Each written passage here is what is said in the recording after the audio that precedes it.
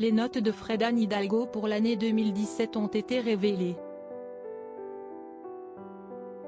Celle dont le fils n'a pas hésité à être transparent sur ce qu'il gagne a dû rendre public ces documents après un long bras de fer juridique. La demande d'accès à l'intégralité des frais a été formulée en 2018 par un journaliste néerlandais indépendant qui enquêtait sur les dépenses publiques. L'année n'a pas été choisie au hasard. En 2017, la maire de Paris s'est déplacée partout dans le monde dans le but de mener une campagne pour la ville afin qu'elle soit désignée ville organisatrice des Jeux Olympiques et Paralympiques de 2024. 5 ans plus tard, la décision du Conseil d'État a demandé à la rivale de Rachida Dati de remettre les documents concernant ses dépenses aux journalistes qui les réclamaient. Le journal du dimanche a pu consulter ces documents, dans lesquels sont détaillés les frais de représentation, déplacement, restauration. Tout y est. Chaque année la maire de Paris a une enveloppe de 19 720 € et en 2017, elle aurait quasiment tout dépensé.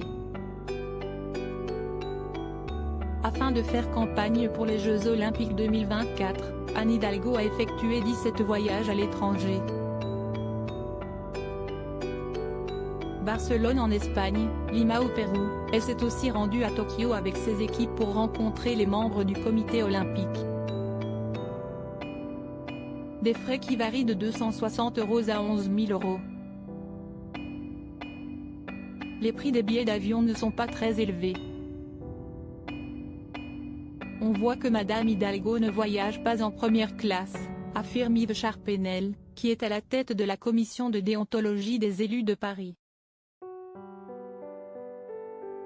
Supérieur à Anne Hidalgo et son second mari Jean-Marc Germain 3 robes Dior et une robe Courrèges pour la restauration, il semblerait que les frais soient à l'image de la catégorie des voyages.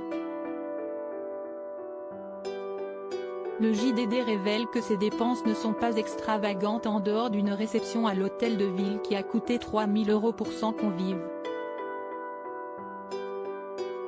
En ce qui concerne les notes de frais de représentation, elles indiquent l'achat de 3 robes Dior et d'une robe Courrèges pour un total de 5 188 €.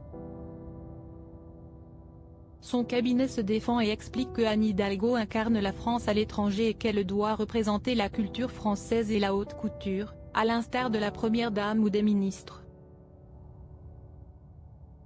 Anne Hidalgo assure que les frais sont encadrés et évite les petits arrangements qui pourraient corrompre la démocratie. Article écrit en collaboration avec 6 médias. Crédit photo, Jonathan Reboa Panoramique.